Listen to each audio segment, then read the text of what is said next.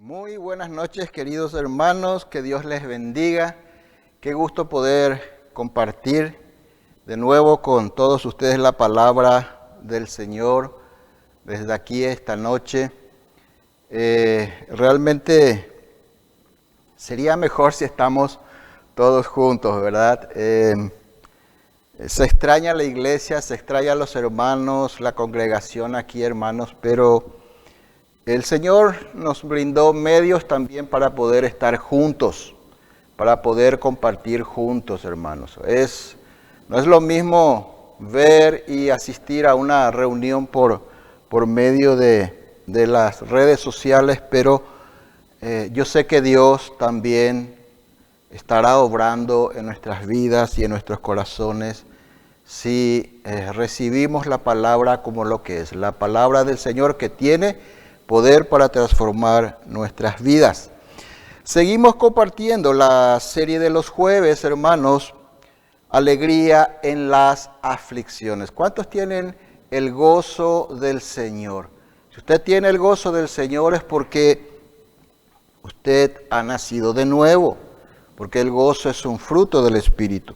Alegría en las aflicciones es una serie que nos viene enseñando el Señor cómo afrontar los tiempos de crisis. Pablo, y vemos con el ejemplo de Pablo, ¿verdad? De cómo él enfrentó toda su vida desde que conoció al Señor.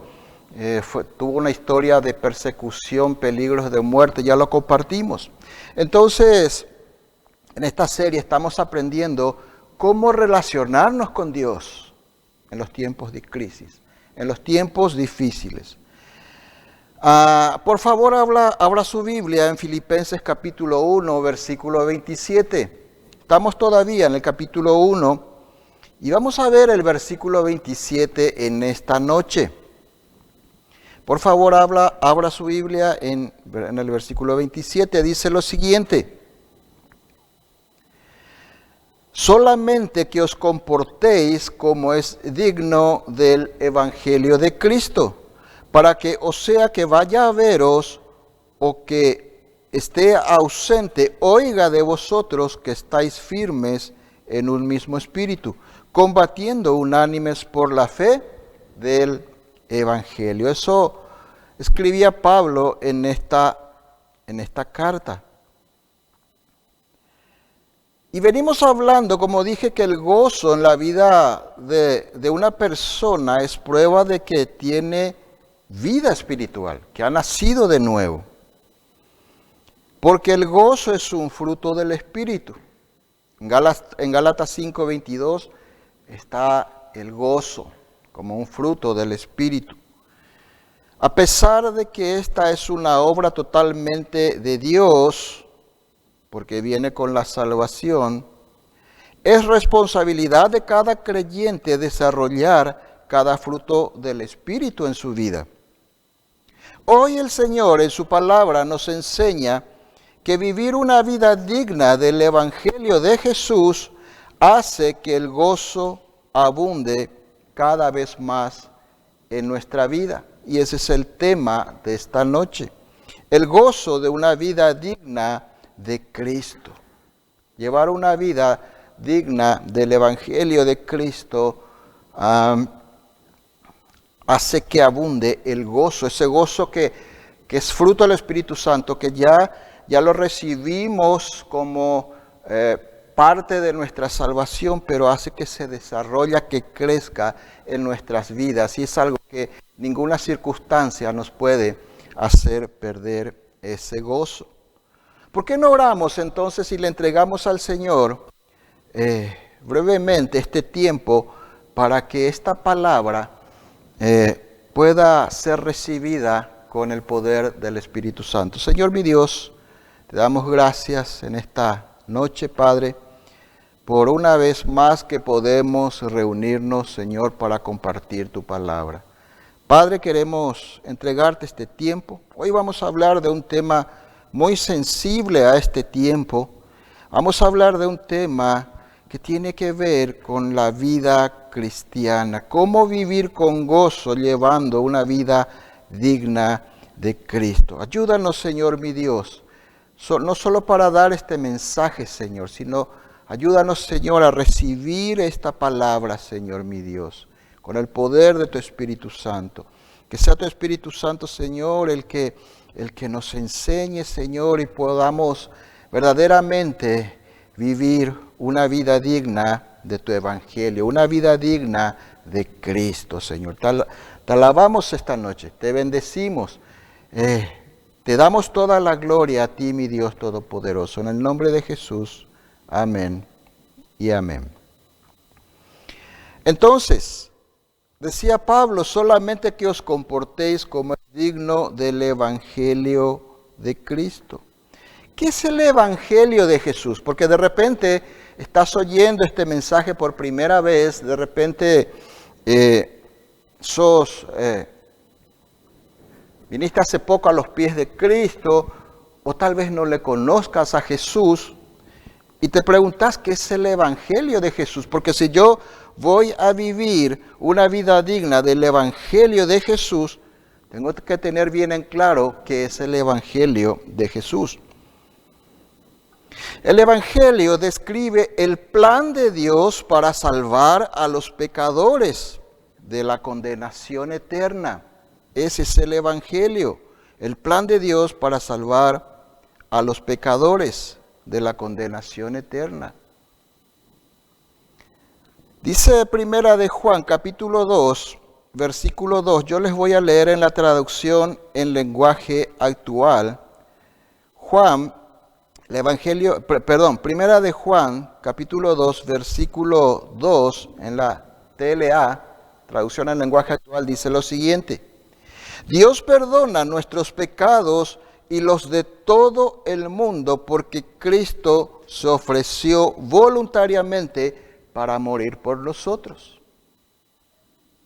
Ese es el mensaje del Evangelio, que Dios perdona nuestros pecados y los de todo el mundo, porque dice que Cristo se ofreció voluntariamente para morir por nosotros. Porque dice la palabra de Dios que el pecado, la paga del pecado es la muerte. Pero Jesús se ofreció en tu reemplazo y en mío para morir en tu reemplazo y en mi reemplazo. Ahora bien, Juan 3:16 en la Nueva Traducción Viviente dice que todo el que crea en Él, en Jesús, no se pierda, sino que tenga vida eterna. Dice que Dios amó tanto al mundo que dio a su único Hijo para que todo el que crea en Él no se pierda, sino tenga vida eterna. Estos dos pasajes resumen ampliamente el Evangelio de Cristo. Dice que Él murió en nuestro reemplazo, que todo aquel que cree en Jesús, que Jesús hizo esta obra para que podamos ser salvos, entonces recibe la salvación de parte de Dios. Ahora, ¿por qué es necesario ser salvos? ¿O de qué tengo que ser salvo? Lo dice la Biblia, de la condenación eterna. Romanos 3:23, en la traducción en lenguaje actual, dice lo siguiente: todos hemos pecado y por eso estamos lejos de Dios. Entonces, resumiendo rápidamente, lo que dice el Evangelio de Jesús es que Jesús vino a este mundo a morir por nosotros, a morir por causa de nuestros pecados. Y aquel que cree en esto, se arrepiente de sus pecados, se reconoce como pecador, como dice Romanos 3:23, y cree que Jesús murió por su pecado, por nuestros pecados, recibe la salvación de Dios, de parte de Dios. Ese es el Evangelio de Cristo.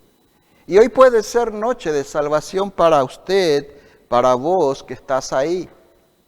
Si no le has entregado tu vida al Señor Jesús, hoy es noche de salvación. ¿Qué dice el Evangelio que debo hacer? Reconocerme como pecador. que estoy lejos de Dios, arrepentirme de mis pecados y creer que Jesús ya pagó en la cruz por mis pecados. Y Dios te concederá la salvación por esa fe. Esa es la promesa del Evangelio. Y es importante que lo entendamos porque, como dije al principio, el gozo es fruto del Espíritu Santo. Si deseamos tener una vida con gozo, una vida con la verdadera alegría que solo Dios puede dar, necesitamos poner nuestra fe en Jesús. Ahora, una vez que creímos en el Evangelio y hemos recibido la salvación de parte de Dios, ¿qué implica vivir conforme al Evangelio de Jesús? ¿Qué significa eso? Vivir conforme al Evangelio de Jesús. En primer lugar, implica estar firme, como dice Pablo aquí en este pasaje de Filipenses 1:27, firmes en un mismo propósito. Vamos a leer de nuevo aquí Filipenses 1:27. En la segunda parte dice Pablo que oiga de vosotros que estáis firmes en un mismo espíritu. Eso dice Pablo, dice el apóstol Pablo. Que estéis firmes en un mismo espíritu. Entonces, vivir conforme al Evangelio de Jesús implica estar firmes en un mismo objetivo, perseguir un objetivo, porque aquí la palabra espíritu no habla del Espíritu Santo.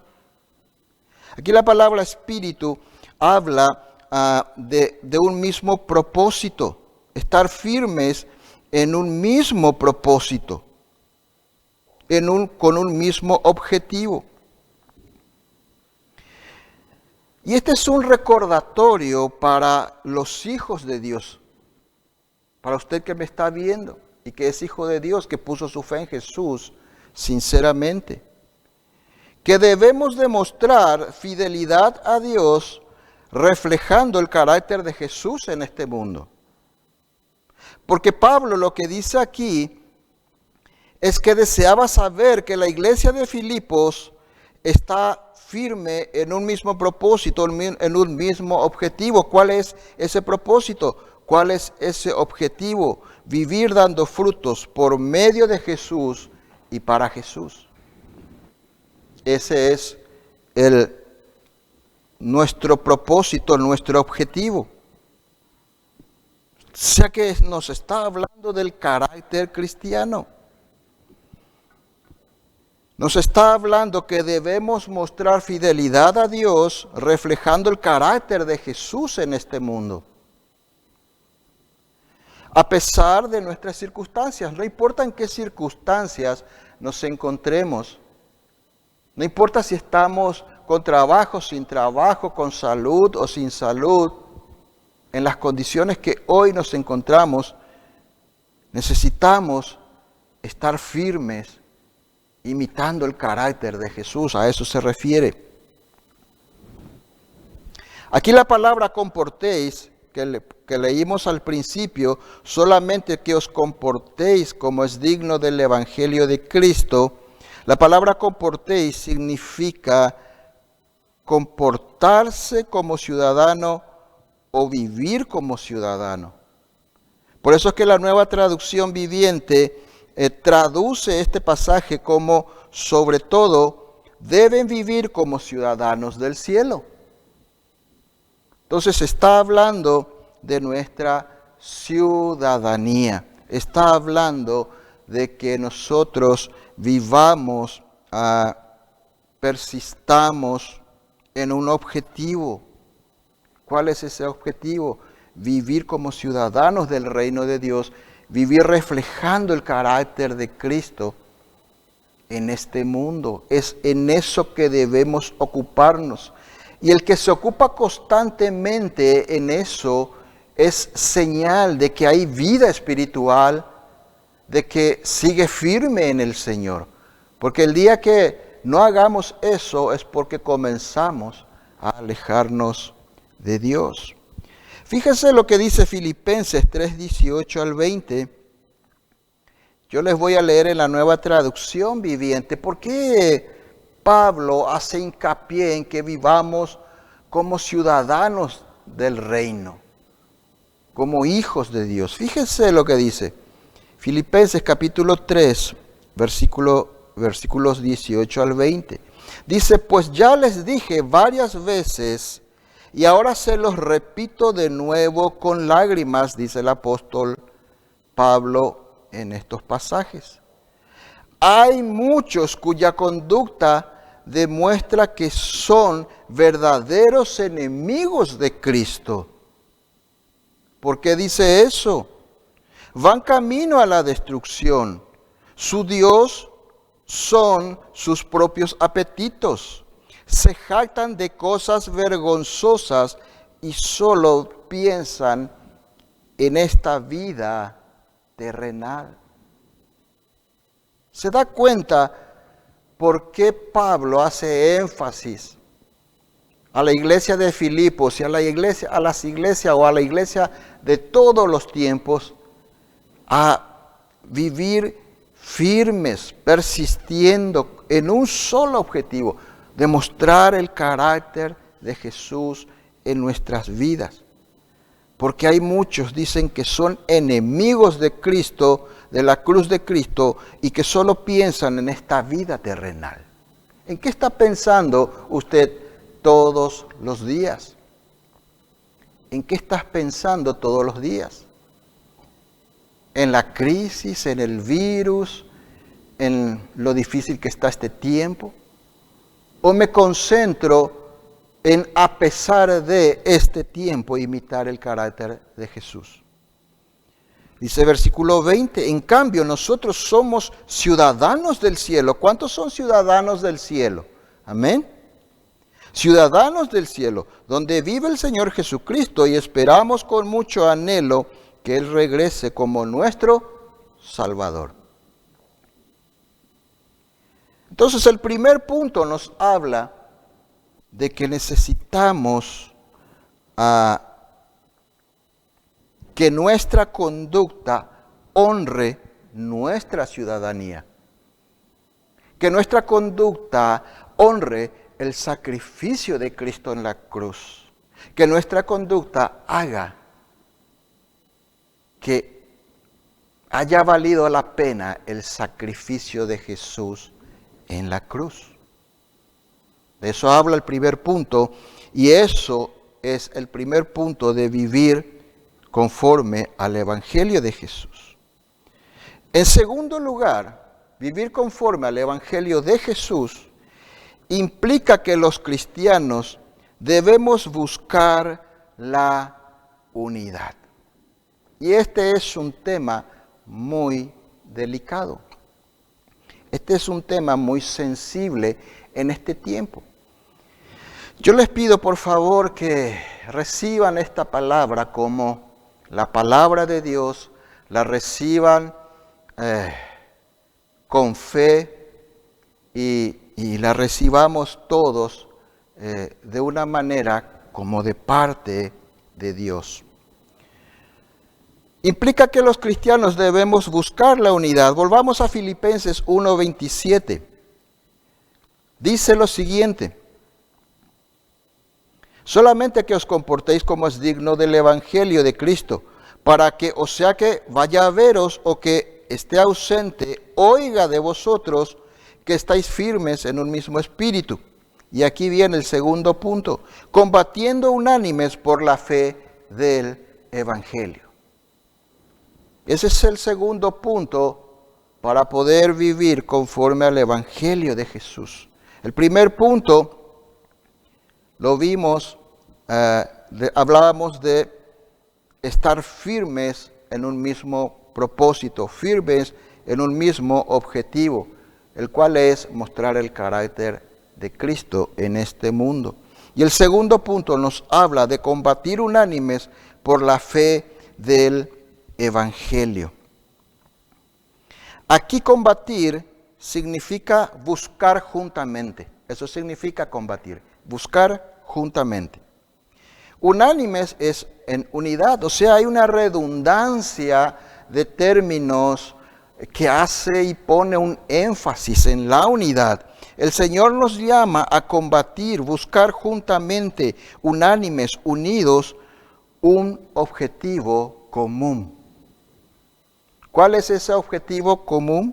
La fe del Evangelio. Combatir por un objetivo común, todos juntos, unánimes. ¿Cuál es ese objetivo común? La fe del Evangelio.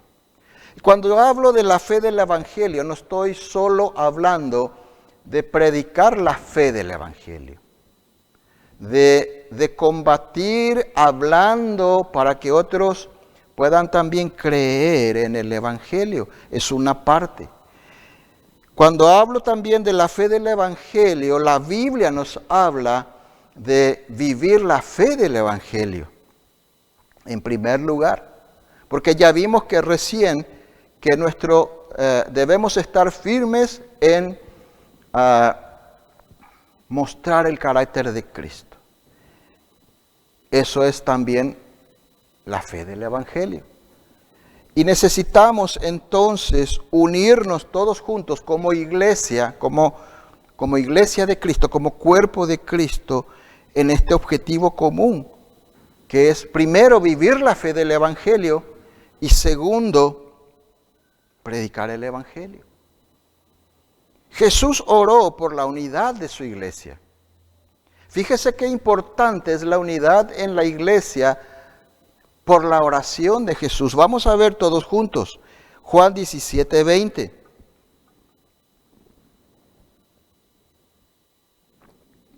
Evangelio de Juan, capítulo 17, versículo 20 y 21.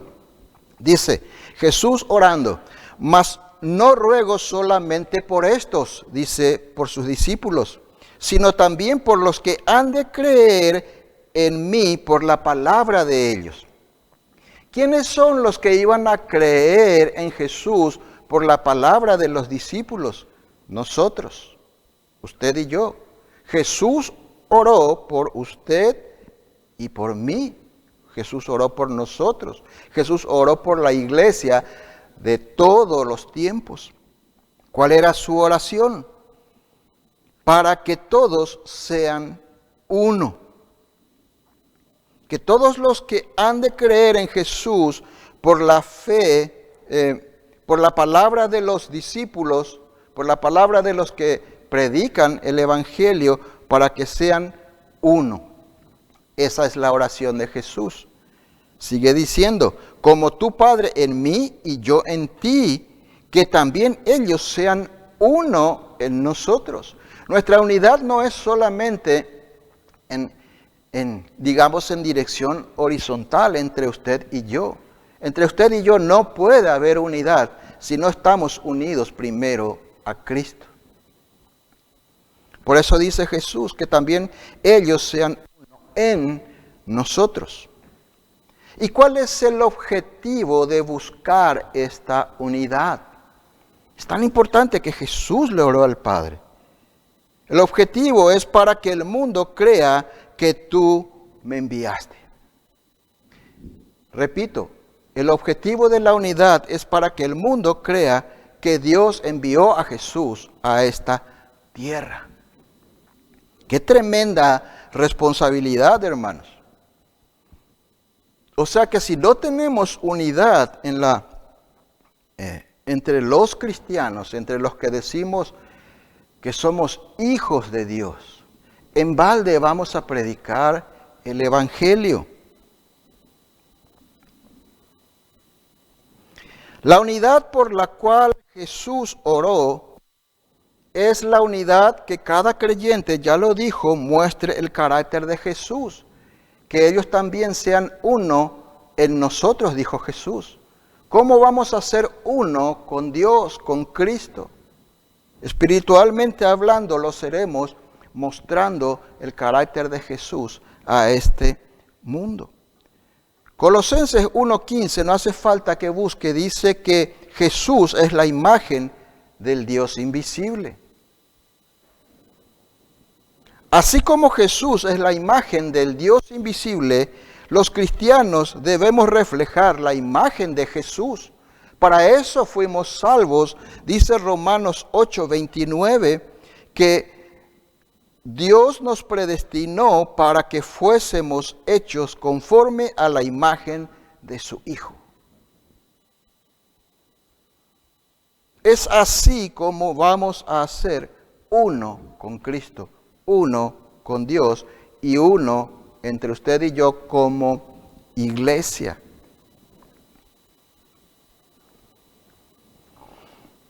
La unidad de la iglesia, hermanos, predica al mundo en silencio. Nuestra primera prédica al mundo es nuestra unidad. Abre las puertas para mostrar que en verdad Dios amó de tal manera al mundo que envió a su Hijo Jesús para que el mundo sea salvo por medio de él, como dice Juan 3:16.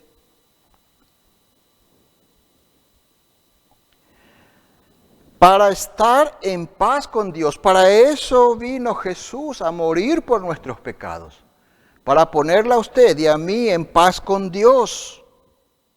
Ahora, pregunta, ¿cómo les vamos a hablar de la paz de Dios al mundo si nosotros no vivimos en paz entre nosotros, si no tenemos unidad?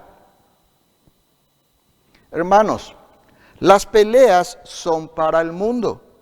La paz es para los hijos de Dios. ¿O no dijo Jesús en el Evangelio de Juan, en el capítulo 14, en el versículo 27, la paz os dejo, mi paz os doy? La paz es para los hijos de Dios. Las peleas son para el mundo, las diferencias son para el mundo. Pero quiero aclarar algo, hermanos. La unidad, ya lo vimos recién, que de la cual habla Jesús, es una unidad espiritual en que todos mostremos el carácter de Cristo, en que todos trabajemos firmes todos los días con este objetivo. En primer lugar, vivir conforme a ese evangelio, según esos dos puntos que estamos viendo. La unidad, por eso, no implica que todos siempre vamos a pensar en una misma cosa. ¿Verdad que no? ¿Verdad que todos pensamos diferentes? Por eso, lo único que nos une a usted y a mí es Cristo, nuestra fe en Jesús. La palabra de Dios es lo único que nos une. Los propósitos de Dios son las únicas cosas que nos une a usted y a mí. Entonces la unidad no implica que todos siempre vamos a pensar una misma cosa, pero sí implica que debemos aprender a manejar nuestras diferencias. Hoy el mundo, hermanos, está dividido en una diversidad de opiniones. Siempre los tuvo, pero en este tiempo aún más. Y se aprecia más. Los médicos están divididos en cuanto a este tema del virus, en cuanto a su tratamiento, en cuanto a su peligrosidad. Los científicos están divididos también. En cuanto a las vacunas, unos dicen que no se puede hacer una vacuna tan rápido, otros dicen que sí. Algunos dicen que no es segura.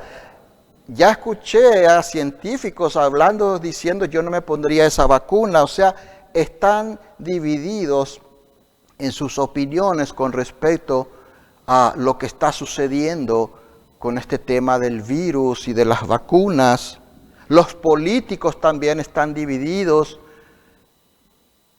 en diversas opiniones, en diferentes tipos de opiniones. Y ni qué decir las personas en general, así como usted y yo.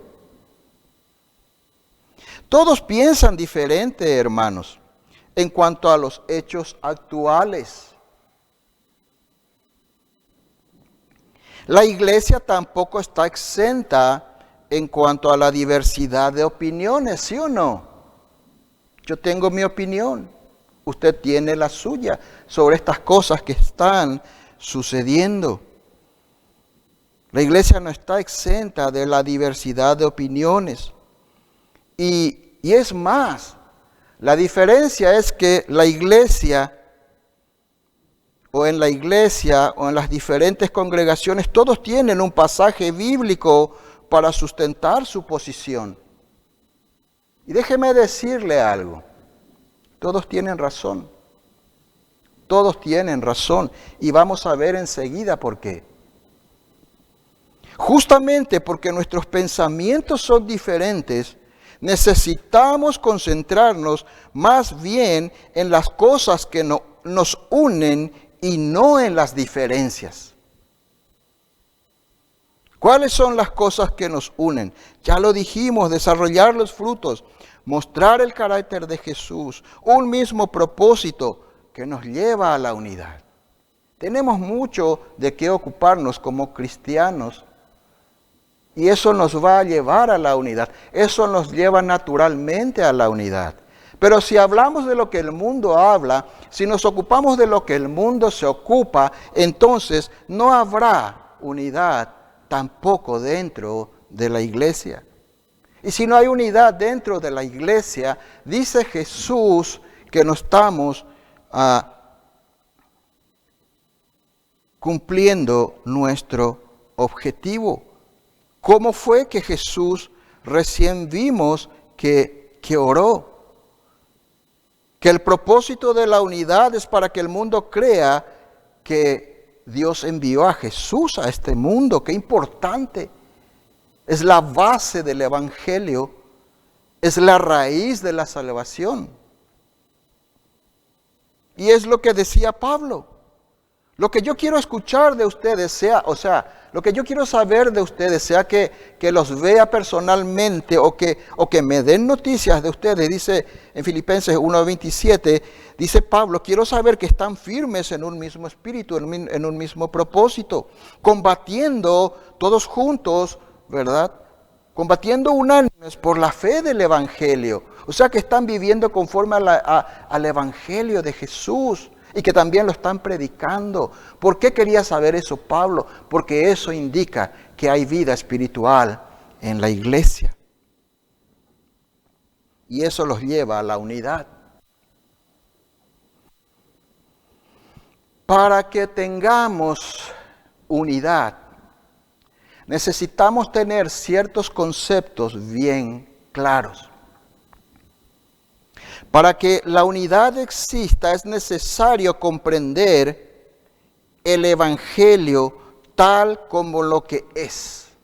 ¿Cómo definimos al principio el Evangelio? Es el plan de Dios para salvación. Es el plan de Dios, no el tuyo, no el mío. Es el plan de Dios. Debemos cuidar que al defender los intereses del Evangelio, no caigamos en el error de terminar defendiendo apenas nuestra forma personal de ver las cosas. Dice la Biblia que la sabiduría de Dios es multiforme. En realidad dice que la gracia y la sabiduría es multiforme. Cuando habla de la gracia, habla de los dones de la iglesia. Pero yo me quiero concentrar hoy en este pasaje que habla de la sabiduría de Dios. Es multiforme. ¿Qué quiere decir multiforme? Quiere decir que la sabiduría de Dios se presenta en formas muy variadas. Acompáñenme en Efesios capítulo 3, versículos 9 y 10, por favor. Efesios 3, versículos 9 y 10. Y vamos a ver de lo que habla este pasaje.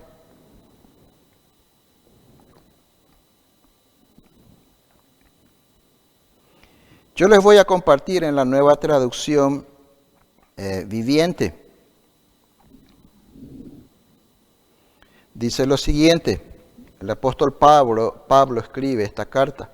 Fue elegido, dice Pablo, para explicarles a todos el misterioso plan que Dios, el creador de todas las cosas, mantuvo oculto desde el comienzo. Versículo 10. El propósito de Dios con todo esto fue utilizar a la iglesia para mostrar la amplia variedad de su sabiduría. Y aquí la amplia variedad de su sabiduría es su multiforme sabiduría. Lo que la Reina Valera dice, su multiforme sabiduría. Repito, el propósito de Dios con todo esto fue utilizar a la iglesia para mostrar su multiforme sabiduría a todos los gobernantes y autoridades invisibles que están en los lugares celestiales. Qué tremenda palabra, hermanos.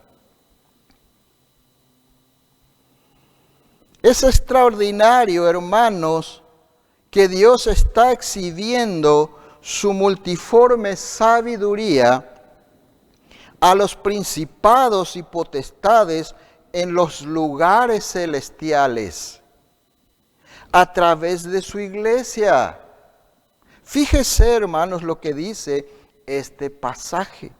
Dios es como un maestro,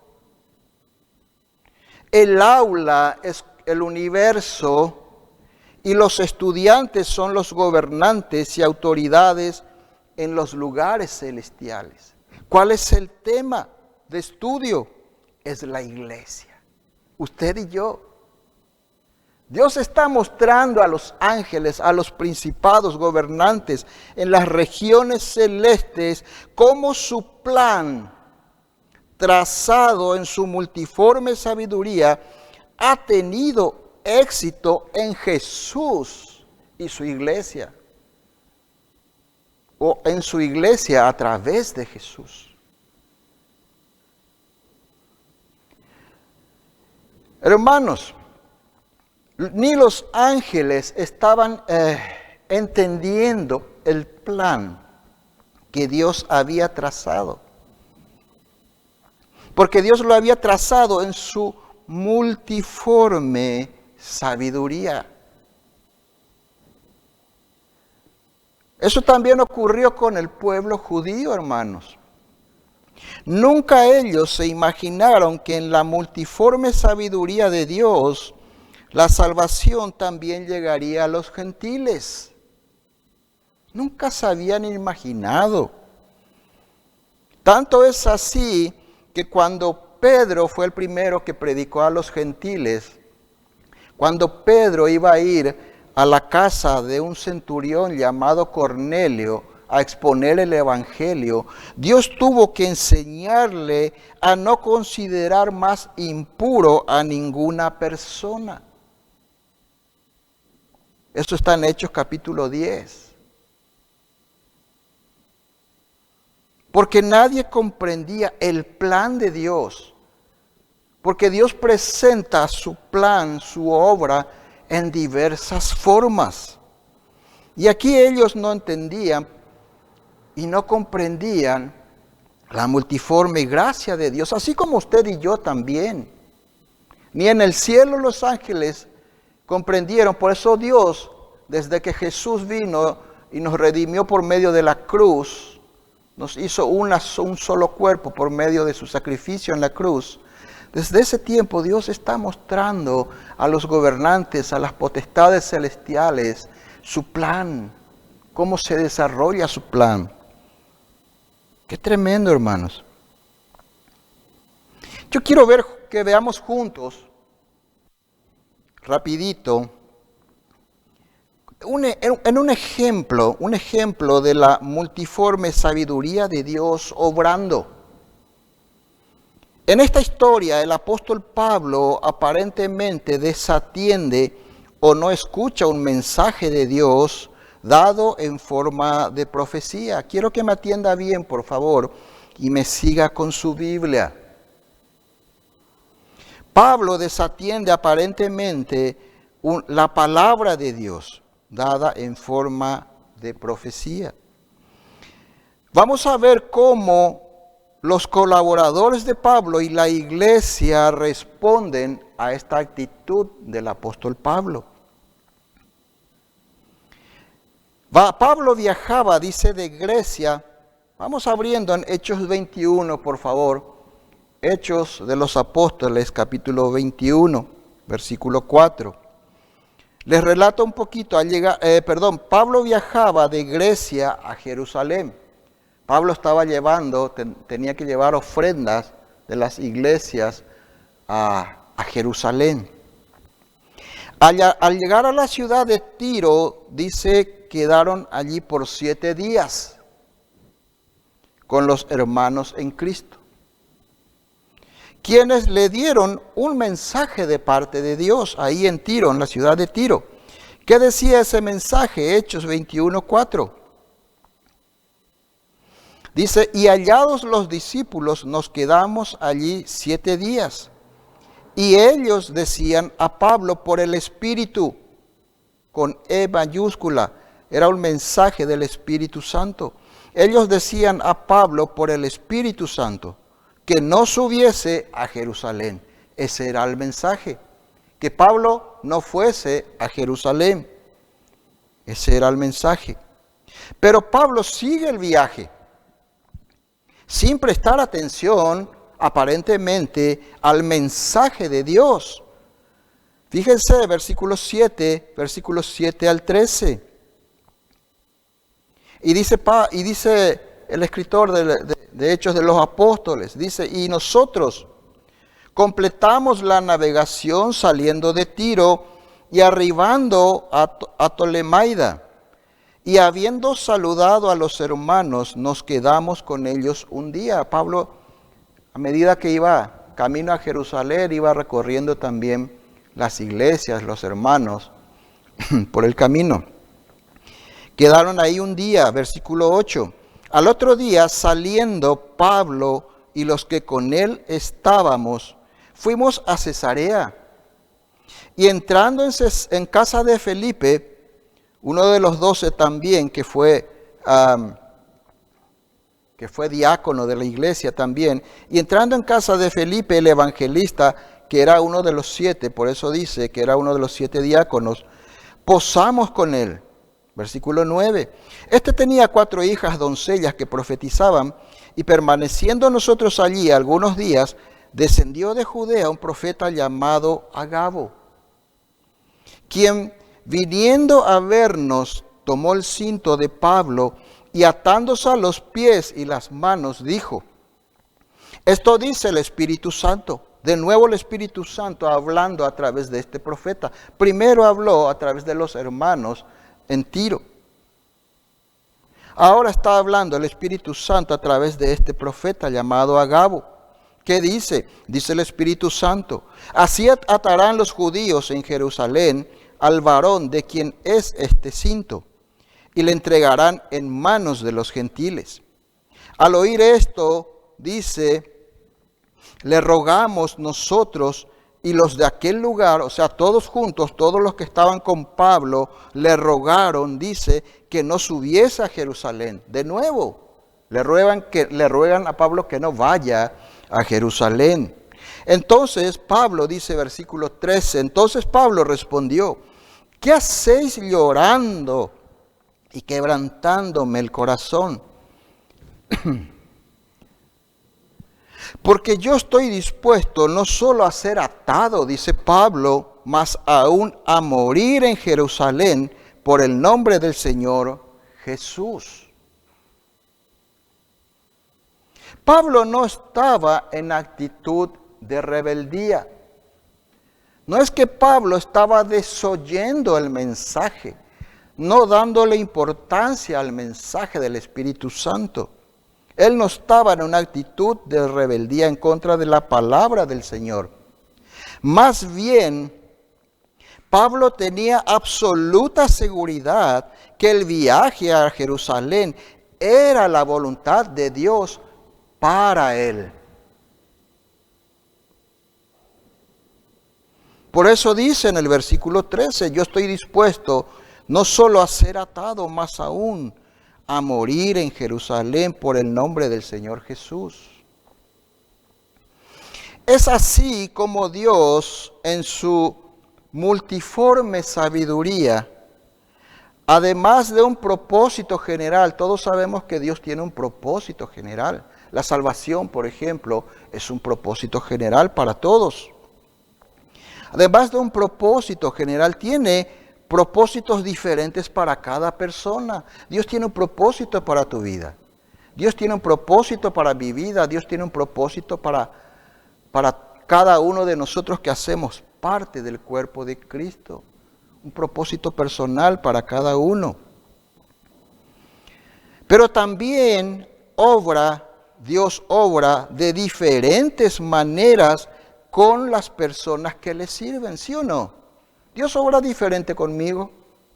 Dios puede obrar diferente con César, que está allá detrás de la cámara. Dios puede obrar de manera diferente contigo. Dios obra de manera diferente con cada uno porque todos somos diferentes. Pero no solo obra de manera diferente con las personas que le sirven, también obra diferente o de diferente manera con las iglesias locales de una ciudad, de un país. Aquí dentro de esta ciudad mismo, Dios obra de manera diferente en cada una de las iglesias. Así que no podemos juzgar tan ligeramente las acciones de otras personas o congregaciones. No podemos decir, Pablo desobedeció la palabra de Dios y murió porque pecó contra Dios. No. Más bien Pablo estaba convencido de que el viaje a Jerusalén era el propósito de Dios para él. Así que no podemos juzgar tan ligeramente las acciones de otras personas o de otras congregaciones. Necesitamos comprender que Dios obra con su multiforme sabiduría. Entonces, ¿qué hicieron los que le acompañaban a Pablo? ¿Cómo actuaron ellos al querer convencerles y Pablo no escuchó su advertencia? En versículo 14, Hechos 21, 14 dice, y como no le pudimos persuadir, ¿qué hicieron? Desistimos, diciendo, hágase la voluntad del Señor. Necesitamos comprender que Dios obra con su multiforme sabiduría. No podemos oponernos a un plan de Dios, a no ser de que estemos hablando de algo que transgrede la voluntad de Dios, de herejías, no estamos hablando de personas que van a usar esto tal vez para vivir como quieran. No, es la voluntad de Dios que yo viva así. No se trata de eso. O de aquellas iglesias que comercian con el evangelio, que se están aprovechando de los que asisten a ese lugar. No estoy hablando de eso. Estoy hablando de personas y congregaciones que buscan hacer o vivir una vida digna de Cristo, que buscan hacer la voluntad de Cristo. Así como Pablo buscó hacer la voluntad del Señor yendo a Jerusalén, porque era la voluntad de Dios ese viaje. Entonces dijeron, no pudimos convencerlo entonces que se haga la voluntad de Dios. Entendieron que Pablo estaba tal vez cumpliendo la voluntad de Dios. Hoy, hermanos, nosotros porque tenemos la Biblia, sabemos que por la palabra de Dios que Pablo no desobedeció a Dios, sino más bien cumplió su voluntad. Vaya conmigo, por favor, a Hechos 23:11.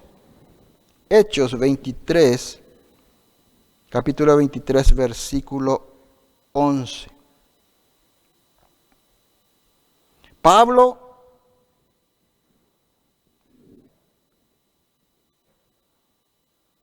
yendo en su viaje, ¿verdad? Dice, a la noche A la noche se le presentó el Señor, ¿a quién? A Pablo.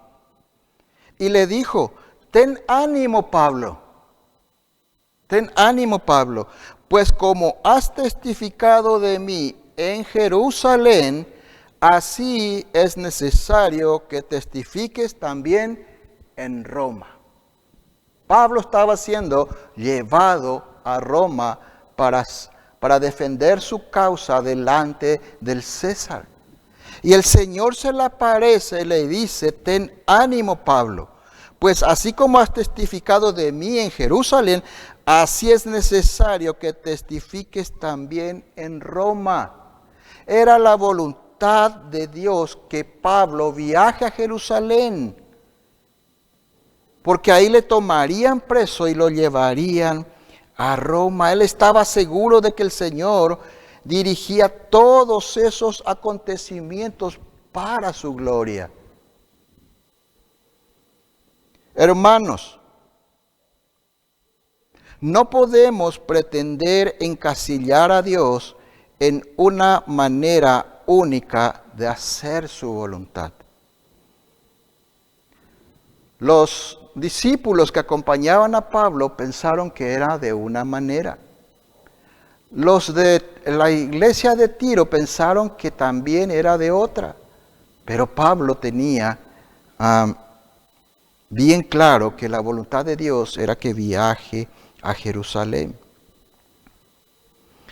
Entonces, a veces Dios obra de una manera muy diferente a lo que nosotros imaginamos. Pablo siguió la voluntad de Dios, llegó a Jerusalén, entregó las ofrendas enviadas por las otras iglesias, fue arrestado en Cesarea y enviado a Roma, donde prisionero predicó abiertamente el Evangelio y además escribió cartas a las iglesias. Y hoy estamos compartiendo una de esas cartas, la carta a los Filipenses, escrita desde su prisión en Roma. Imagínense si Pablo hubiese oído el mensaje que le estaban dando las otras personas. Era del Espíritu Santo, era de Dios. Pero él tenía una misión que Dios ya le había dado. Él sabía que Dios tenía un propósito diferente para este viaje. No vamos a entrar en los detalles de por qué el Espíritu Santo dio ese mensaje. Pero sí que fue una palabra de Dios a la cual Pablo no le prestó atención porque él ya tenía la palabra que era para su vida, la palabra que era para ese viaje, cumplir su misión. Así que, hermanos, para mantener la unidad necesitamos concentrarnos más bien en las cosas que nos unen y no en nuestras diferencias. Ya lo dijimos, cuáles son las cosas que nos unen. Desarrollar los frutos del Espíritu, mostrar el carácter de Jesús, estar firmes, unánimes, tratando de vivir una vida digna de Cristo. Eso lleva mucho trabajo, mucho tiempo, y no es ocuparnos de las cosas de este mundo, que lo único que va a hacer es dividirnos en opiniones.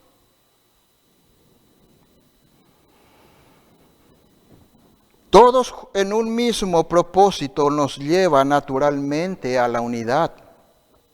Recordemos que el Evangelio es el plan de Dios, no el mío, y se desarrollará en la multiforme sabiduría de Dios.